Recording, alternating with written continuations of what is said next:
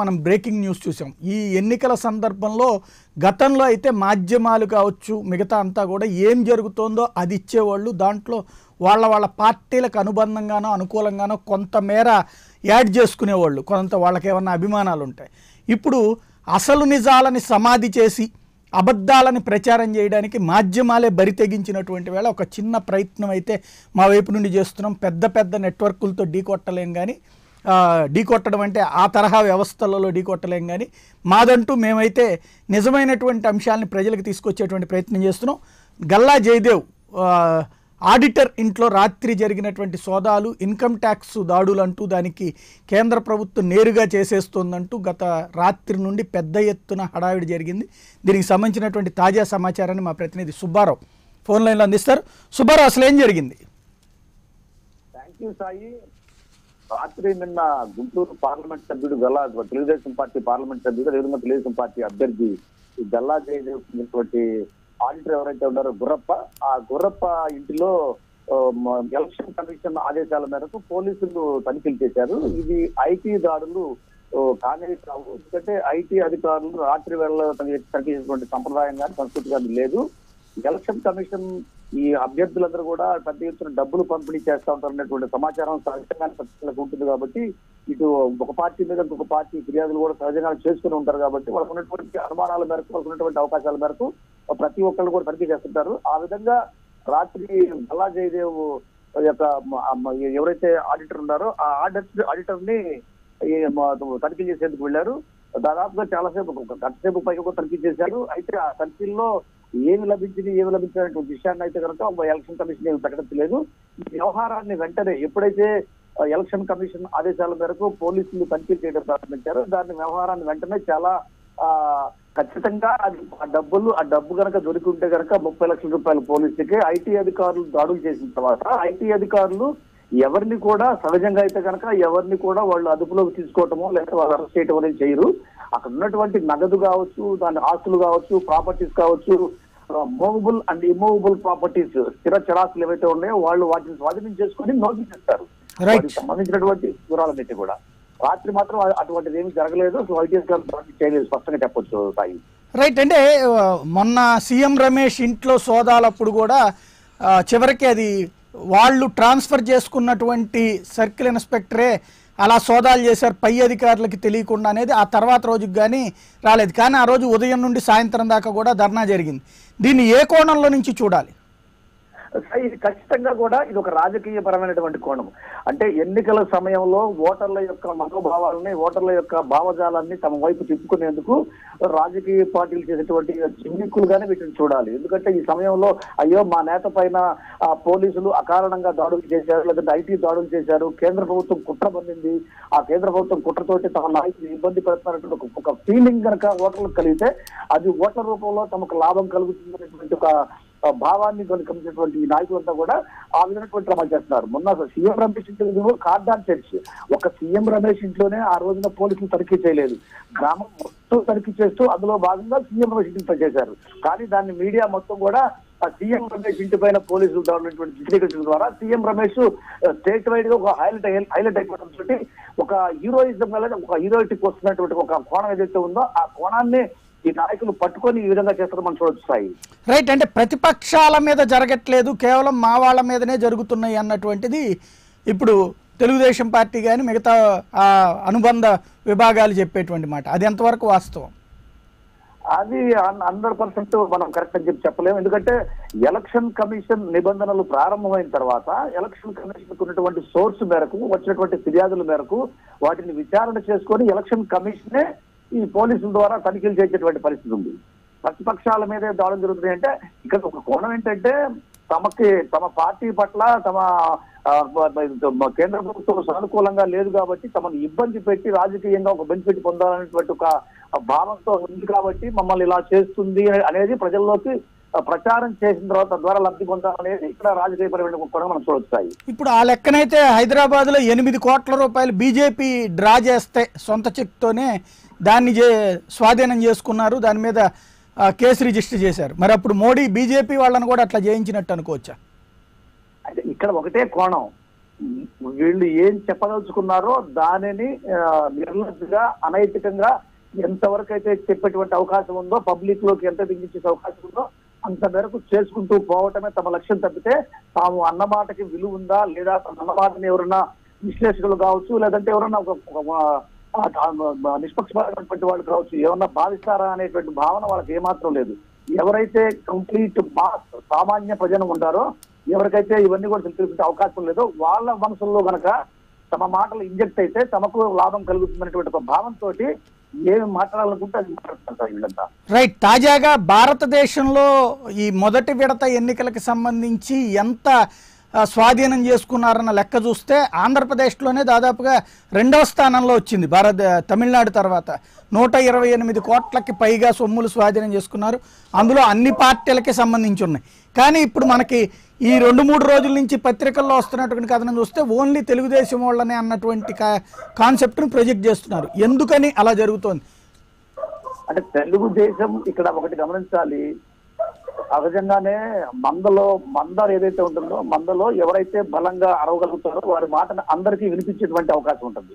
ఒక 10 మంది గుమిగూడిన చోట బలంగా అరిచేటువంటి వాడు అవకాశం అందరికి వినిపించే అవకాశం ఉంటుంది. అదే రీతిలో తెలుగుదేశం పార్టీ వ్యూహాత్మకంగా ఒక రాజకీయంగా కూడా అనుకున్నటువంటి సీనియర్ నాయకులు ఉన్నటువంటి పార్టీ, అదేవిధంగా నాయకులందరూ కూడా చాలా సీనియర్ ఉన్నటువంటి పార్టీ కావడంతో వ్యూహాత్మకంగా ఈ రోజు ఏం చేయాలి, ఇన్ని గంటలకు ఏం చేయాలనేది వాళ్ళ దగ్గర ఒక ప్రణాళిక ఉంది. ఈ ఎన్నికల్లో విజయం సాధించేందుకు ఒక ప్రణాళిక, స్పష్టమైనటువంటి ప్రణాళిక ఉంది. ఏదైతే ఎన్నికల మేనిఫెస్టో అనేది పబ్లిక్ ఇచ్చినటువంటి ప్రణాళిక అయితే, అలానే విజయం సాధించేందుకు పార్టీ ఏం చేయాలనేది అంతర్గత ప్రణాళిక ఉంటుంది. ఆ ప్రణాళిక ప్రకారం వాళ్ళు ప్రతి వరకు కూడా మాటలు మార్చుకుంటూ వ్యవహారం చేసుకుంటూ తమ అభ్యర్థులను గెలిపించుకునేందుకు తమకున్నటువంటి అవకాశాలన్నింటినీ కూడా సంపూర్ణంగా వాడుకుంటున్నారు. అందులో భాగంగానే ఈ వాయిస్ అయితే కనుక పెద్ద ఎత్తున వినిపిస్తా ఉన్నారు. రైట్. Thank you Subbarao. ఇది పరిస్థితి. ఐటీ రైడ్స్ అయితే కనుక సాధారణంగా మనం ఏళ్ల తరబడి చూస్తున్నాం. అక్కడ ఉన్నటువంటి ఏవైతే దొరికినాయో వాటన్నిటిని రాసుకుని వాళ్ళతో సంతకం పెట్టించుకుంటారు. ఇక ఆ తర్వాత న్యాయ వ్యవస్థ ద్వారా దానికి సంబంధించినటువంటి అంటే వాళ్ళ ట్రిబ్యునల్ ఉంటుంది, వాళ్ళు వేసే పెనాల్టీలు ఉంటాయి, దాని మీద ట్రిబ్యునల్కి అప్పీల్ కావచ్చు, ఇట్లాంటిది ఉంటుంది. కానీ మనుషుల్ని ఎత్తుకుపోవడం అనేటువంటిది లేదు. ఇక్కడ జరుగుతున్నటువంటిది తాజా అంశం ఏంటంటే పోలీసులు కార్డన్ సెర్చ్లు చేస్తున్నారు, అభ్యర్థుల ఇళ్లలో సోదాలు చేస్తుంటారు, కంప్లైంట్లు ఇస్తే కూడా సోదా చేస్తుంటుంటారు. అలా సోదాలు చేసినటువంటి అంశాలని వివాదాస్పదం చేసుకునేటువంటి కార్యక్రమం, మా ఇళ్లలో ఎట్లా చేస్తారు, మా వాళ్ళ దగ్గర ఎట్లా చేస్తారు అనేటువంటి కార్యక్రమం అయితే ప్రస్తుతం ఎదురుదాడి కార్యక్రమం శరవేగంగా జరుగుతోంది. అందుకనే రాత్రి వదిలిపెట్టింది పోలీసులు. తీసుకెళ్లిన తర్వాత అది ఎన్నికల సంఘం ఆదేశాలు ఏంటంటే పోలీసులకు పూర్తి స్వేచ్ఛ ఇచ్చి వాళ్ళు ఎక్కడ కంప్లైంట్ వచ్చినా ఇమ్మీడియట్గా రెస్పాండ్ అయ్యేటువంటి ఒక యంత్రాంగాన్ని ఏర్పాటు చేసింది. ఇప్పుడు ఆ యంత్రాంగాన్ని భయపెట్టే కార్యక్రమం ప్రస్తుతం జరుగుతుంది. ఎవరన్నా సో చోట డబ్బులు ఉన్నాయంటే ఈ బయట గొడవ చేస్తుంటే డబ్బులు వెనక నుంచి మార్చేసుకోవచ్చు, ఆ విధమైనటువంటి ప్రయత్నాలు ఉంటాయి. లేదంటే కనుక దాన్ని రాజకీయంగా మమ్మల్ని వేధిస్తున్నారు అనేటువంటి ఒక సానుభూతిని క్రియేట్ చేసుకోవడానికి కూడా జరుగుతున్నటువంటి ప్రయత్నం. దీనికి ప్రస్తుతం మనకి తెలుగు రాష్ట్రాల్లో మాధ్యమాలు కూడా తోడవుతున్నటువంటి వేళ అసలు వాస్తవాల కంటే కూడా ఈ వదంతులు లేదంటే ఆవేశపూరిత ప్రకటనల్ని హైలైట్ చేస్తూ అసలు నిజాలని ప్రజలకు తీసుకువెళ్లేందుకు కొంత ఇబ్బంది కలిగిస్తున్నటువంటి వేళ తాజాగా జరిగినటువంటి పరిణామం ఇది. ప్రస్తుతం మనతో హైకోర్టు అడ్వకేట్ గోశాల శ్రీనివాస్ గారు కూడా జాయిన్ అయ్యారు మన డిబేట్లో. ఫస్ట్ శ్రీనివాస్ గారు నమస్తే, మీతోనే స్టార్ట్ చేస్తున్నాను. రైడ్ ఆర్ సెర్చ్, దీన్ని ఏ భాషలో చూడాలి? ఎన్నికల సంఘం అనేటువంటిది అధికార పక్షం వాళ్ళ దగ్గర సోదా చేయకూడదు అనేటువంటి నిబంధన ఏదైనా ఉందా? సాయి గారు మంచి ప్రశ్నతో ప్రారంభించారు. రైడ్ ఆర్ సెర్చ్, అది దాన్ని తెలుగు భాష ఇంకోటి మూడోది కూడా పెట్టాలి, దాడి. దాడులు అన్నది జరగవు, అసలు దాడి అన్నది నెగిటివ్, కొట్టాలి. ఏదో బందిపోట్ల దాడి, దొంగల దాడి, దారిదోపిల దాడిలాగా. ఎందుకు ఈ భాషను వాడుతున్నారు మాధ్యమాలు? మీరైతే స్పష్టంగా మాట్లాడారు. సెర్చ్ ఇది కరెక్ట్ వర్డ్. యాక్ట్లో ఉన్న పదాన్నే వాడాలి తప్ప మీడియా వాళ్ళకి అనుకూలంగా మాట్లాడుకోవడం, మసాలాగా బాగుంది కదా అని మాట్లాడుకోవడం, ప్రజల్ని కన్ఫ్యూజ్ చేయకూడదు, ప్రజల్ని లీడ్ చేయాలి, మిస్లీడ్ చేయలేనప్పుడు కన్ఫ్యూజ్ చేయాలి. అదే జరుగుతోంది ఇప్పుడు. అంచేత మీరు లీడ్ ఇవ్వాలండి, ప్రజలకు లీడ్ ఇవ్వాలి. మీడియా లీడ్ ఇస్తుంది, మిస్లీడ్ చేయకూడదు. రైట్. ఈ ఇన్కమ్ ట్యాక్స్ ఏదైతే ఉందో, ఇన్కమ్ ట్యాక్స్ అయితే కన్ఫర్మ్ చేయలేదు, అది పోలీస్ సెర్చ్ ని ఇన్కమ్ ట్యాక్స్ ప్రొజెక్ట్ చేసి. రైట్. ఈ మధ్యకాలంలో నేను కూడా చూస్తున్నాను, కొంతమంది కూర్చున్నారు కుర్చీల్లో. గమ్మున సీఎం రమేష్ గారు వెళ్ళారు. ఏమిటి ఇలా మా ఇంట్లోకి వచ్చేవన్నీ వెతికేస్తున్నారు, ధూమ్ ధూమ్ అంటే కుర్చీలో చేసి వెళ్ళిపోతున్నారు వాళ్ళు. ఆ విధంగా వీళ్ళు కేకలేసారు, వీళ్ళు వెళ్ళిపోయారని చెప్పి వార్తలు కూడా వచ్చాయి. గట్టిగా కేకలేసాడని వీళ్ళు వెళ్ళిపోయారని. ఇన్కమ్ ట్యాక్స్ ఒకసారి వచ్చిన తర్వాత పై బాస్ యొక్క డైరెక్షన్స్ తోటి మొట్టమొదటి ప్లాన్ చేసుకుని ఎవరు ఎలా వెళ్ళాలి, ఎవరింటికి వెళ్ళాలి, ఒకేసారి వారి యొక్క వర్గం మీద, వాళ్ళ ఇండస్ట్రీస్ మీద, వాళ్ళ మనుషుల మీద ఒకే రోజున ఒకే క్షణంలో దేశం మొత్తం మీద జరుగుతాయి ఒకేసారి చర్చ అనేది, దాడులు కాదు అవి. కాబట్టి ఇది వాళ్ళు వెంటనే వెళ్ళిపోమంటే వీళ్ళు కుర్చీలోంచి వచ్చి వెళ్ళిపోయే పరిస్థితులు అవి ఉండవు. ఇది ఏదో మెలో డ్రామా బాగుంది, కాస్తంత ప్రజలను మిస్లీడ్ చేయడానికి అనిపిస్తుంది. న్యాయవాదిగా మీరు నన్ను అడిగారు, విశ్లేషకుడిగా వాస్తవాలు తెలియజేయాల్సిన బాధ్యత ఉంది. పొద్దున్నే మీరు ఇంత కార్యక్రమం పెట్టుకుని మమ్మల్ని పిలిచింది ఏదో వరకు భజన చేయడానికి కాదు, మీ టైం వేస్ట్ చేసుకోవట్లేదు. ఇన్కమ్ ట్యాక్స్ యాక్ట్లో టాస్క్ ఫోర్స్ని తీసుకెళ్ళచ్చు వాళ్ళు. మమ్మల్ని వెళ్ళిన తర్వాత అక్కడ వాళ్ళు మాకు సహకరించకపోతే ఏం పరిస్థితి వస్తుంది, అడ్డం వచ్చినా, లేకపోతే లేడీస్ని తీసుకొచ్చి అక్కడ పెట్టినా, ముసలివాళ్ళని తీసుకొచ్చి పెట్టినా, లేదా అసాంఘిక శక్తులను తీసుకొచ్చి పెట్టినా, కత్తులు కట్టాలు పుచ్చుకున్నా ఏమైనా చేస్తారేమో అని టాస్క్ ఫోర్స్ తీసుకెళ్ళచ్చు. వాళ్ళు వీళ్ళు చర్చకు వెళ్ళినప్పుడు ఇది constitutional body, autonomous constitutional body income tax department. కాబట్టి వాళ్ళకి స్టాట్యూటరీ పవర్స్ కూడా ఉన్నాయి. కాబట్టి వాళ్ళు అక్కడికి వెళ్ళిన వెంటనే టాస్క్ ఫోర్స్లో పోలీసులు కూడా తీసుకెళ్తారు. పోలీసులు ఎప్పుడైతే వీళ్ళ యొక్క విధి నిర్వహణలో బ్రేక్ కల్పిస్తున్నారో అవతల వాళ్ళు, వాళ్ళ మీద వెంటనే చర్య తీసుకోమంటారు. వాళ్ళు పట్టుకుపోతారు, పోలీసులు పట్టుకుపోతారు. ఇన్కమ్ ట్యాక్స్ వాళ్ళు భుజాన్ని వేసుకుని వెళ్ళరు, వీళ్ళ దగ్గర పాపం ఉండదు, తెలియదు. అంచేత ఈ పోలీసు యంత్రాంగం ఎప్పటిదాకా రాష్ట్ర ప్రభుత్వం ఆధీనంలో పనిచేస్తుంది. చాలా ట్రైన్డ్ అండ్ ఆల్సో దేర్, దీన్ని ఏమంటారంటే ఒక చెప్పాలంటే రెజిమెంటేషన్. ఎప్పుడు కూడా లోకల్ స్టేట్ పోలీసు రెజిమెంటేషన్లోకి వెళ్ళిపోతారు, రాష్ట్ర ప్రభుత్వ రెజిమెంటేషన్. మన మధ్యప్రదేశ్లో ఏం జరుగుతుందో చూస్తున్నాం. అక్కడ పోలీసులు రాష్ట్ర ప్రభుత్వానికి అనుకూలంగానే పనిచేస్తుంటారు.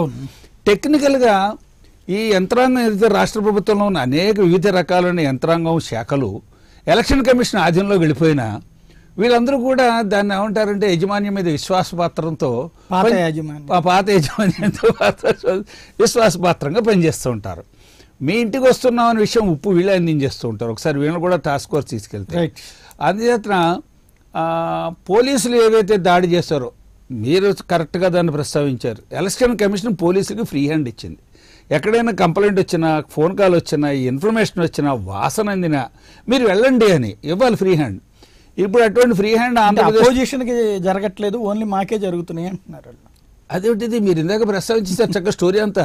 ఇక్కడ హైదరాబాద్లో రూలింగ్ పార్టీ ప్రెసిడెంట్ గారు ఇచ్చిన చెక్కు లక్ష్మణ్ విత్డ్రా చేసి తీసుకెళ్తుంటే తీస్తే పట్టుకెళ్ళి ఐటీకి వెళ్ళిపోయి నడుపులండి 10 కోట్లు 8 కోట్ల రూపాయలు వాళ్ళు ఏదో బట్వాడా చేసుకుందాం. It is an official withdrawal. Party fund బ్యాంకులో ఉంచారంటే అది అన్అకౌంటెడ్ అమౌంట్ కాదు, accounted amount and official withdrawal. Unofficial కదా, అఫీషియల్ విత్డ్రావల్. దానికి జమా లెక్కలన్నీ వాళ్ళు చెప్పాల్సి ఉంటుంది. 8 కోట్లు తీసుకెళ్తున్నాం, ఏం చేస్తున్నాం, ఎవరికి బట్వాడా చేస్తాం, ఎవరికి డిస్పాచ్ చేస్తాం. ఏదో పాత బిల్స్ ఏదో ఇవ్వాలి, ఎలక్షన్ ముందు రోజే పట్టుకుని వదలరు వాళ్ళు. ఇప్పుడు ఎలక్షన్ అయిపోయిన తర్వాత ₹1 మీకు తెలిసినో తెలీదు, తెలుసు మీకు కూడా. పోలింగ్ రోజుని ఈ స్టాఫ్కి అమౌంట్ రెమ్యూనరేషన్ స్పాట్లో ఇచ్చేయాలి, లేకపోతే వీళ్ళు బాక్స్ పూర్వం ఇచ్చేవారు కాదు, సంతకం పెట్టి బాక్స్ హ్యాండ్ ఓవర్ చేసేవారు. ఇప్పుడు ఈవీఎం మిషన్లు, ఈ ఎలక్ట్రానిక్ మిషన్లు ఈవీఎంలు ఇవ్వరు. So in such case that 8 crores were withdrawn by patient. ఇక్కడ వచ్చింది ఆంధ్రప్రదేశ్ పోలీసుకు వచ్చేప్పటికి డిఫెన్సివ్ సింపథెటిక్ డ్రామా అంటారు దీన్ని. అంటే మనం డిఫెన్స్ వాళ్ళని అవతల ప్రత్యర్థిని డిఫెన్స్లో పెట్టేసి సింపథెటిక్ డ్రామా మనమే అడుగుని మనమే కొట్టేసుకుని వీడు ఏదో కరిచేసాడని చెప్పి అనుకుంటే చీఫ్ మినిస్టర్ ధారణ చేయడం ఏంటండి. చీఫ్ మినిస్టర్ మనం పాత అంశాల దగ్గరకు ప్రశ్నించారు, ధర్నాలు చేసుకున్నారు ఆ రోజు కూడా పోలీస్ దాడిలో. కాబట్టి ఇన్కమ్ ట్యాక్స్ అనేది ఒకసారి ఇన్కమ్ ట్యాక్స్ ఎందుకు వస్తుంది, దాడి చేస్తుంది అనడానికి లేదు. If you are free, if you are correct, if you are fair enough, let them raid and or reach your office. ఇకపోతే ఈ అంశాన్ని ఇక్కడతో క్లోజ్ చేద్దాం.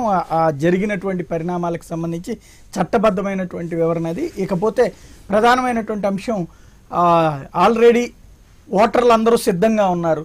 ఆ సిద్ధంగా ఉన్న ఓటర్లని తమ వైపుకు తిప్పుకునేందుకు నోట్ల కట్టలు బయటకు వచ్చినాయి. నిన్నటి నుండి పంపిణీ పెద్ద ఎత్తున జరుగుతుంది. ఎక్కడ చూసినా డబ్బు డబ్బు డబ్బు అనే ప్రచారం జరుగుతుంది. అందులో వాస్తవం ఎంత అన్నటువంటి చర్చతో పాటుగా దీని ఇంపాక్ట్ ఎంత ఉంటుంది అనేటువంటి చూద్దాం. నాగరాజు గారు ఏమంటారు? డబ్బు పంపిణీ అనేటువంటిది తప్పు అని ప్రతి ఒక్కళ్ళు చెప్తారు, ప్రతిసారి జరిగిపోతూనే ఉంటుంది. ఇక్కడ డబ్బు పంపిణీలో మనం ఒక లాజిక్ ఆలోచించాలి. ఒక ఓటు విలువ సుమారుగా 7 నుండి 9 లక్షల వరకు ఉంటుంది. రాష్ట్ర బడ్జెట్ కేంద్ర బడ్జెట్ రెండు కలుపుకొని ఓటర్లతోటి డివైడ్ చేస్తే మనకు అమౌంట్ 7 నుంచి 9 లక్షల వరకు ఎలా? వస్తుంది. ఈ 5 సంవత్సరాల రాష్ట్ర బడ్జెట్, 5 సంవత్సరాల కేంద్ర బడ్జెట్ మీరంతా క్యాలిక్యులేట్ చేసి ఓటర్లతోటి డివైడ్ చేస్తే 7 to 9 lakh వస్తుంది. అంటే ఒక ఓటర్ మీద పెట్టే ఖర్చు ప్రభుత్వం ఒక ఓటర్ బడ్జెట్. ఓకే. ఈ 9 లక్షల మీద రైట్ ఆయన ఓటు వేయడం ద్వారా అధికారం అప్పచెప్పడం ద్వారా ఈ 9 లక్షల మీద అధికారం ప్రభుత్వానికి అప్పచెప్తున్నాడు. తనకి సంబంధించిన ఆస్తి 9 లక్షలు. బడ్జెట్ ఓన్లీ బడ్జెట్, ప్రకృతి వనరులు అవి ఎక్స్ట్రా. అయితే ఇప్పుడు ఈ 9 లక్షల ఓటును 5,000కు కొంటుండు. 2,000 2,000 నుంచి 5,000, కొన్ని చోట్ల 2,000, కొన్ని చోట్ల 500. అంటే ఇప్పుడు నువ్వు 9 లక్షల ఓటును కొనడానికి ఒకరు 2,000 ఖర్చు పెడితే ఒకరు 3,000 పెడుతురు. అంటే ప్రాఫిట్ మేకింగ్ ఉంది ఇక్కడ. రైట్. ఈ విషయం ఓటర్కు తెలియాలా. ఓటర్ ఎంత అమాయకుడు అంటే తన 9 లక్షల ఓటును ఓన్లీ 2,000కు 3,000కు అమ్ముకుంటుండు. రైట్. కాబట్టి 9 ఇవ్వమంటే బెటర్. అంటే ఇప్పుడు 9 లక్షలు ఇచ్చి కొనుక్కోమంటే అది బెటర్. కాబట్టి ఈ లాజిక్ లో మనకు డబ్బు ప్రవాహం, రైట్, డబ్బు ప్రవాహం అనేది విచ్చలవిడిగా జరుగుతుంది. రైట్. దాస్ గారు మీరేమంటారు? ఆంధ్రాలో చాలా పర్ఫెక్ట్గా అధికార పక్షం కానీ ప్రతిపక్షం కానీ ఎవరు పైసా ఇవ్వకుండా బాధ్యతగా ఎన్నికలు జరుగుతున్నాయని ఏమన్నా అనిపిస్తోందా?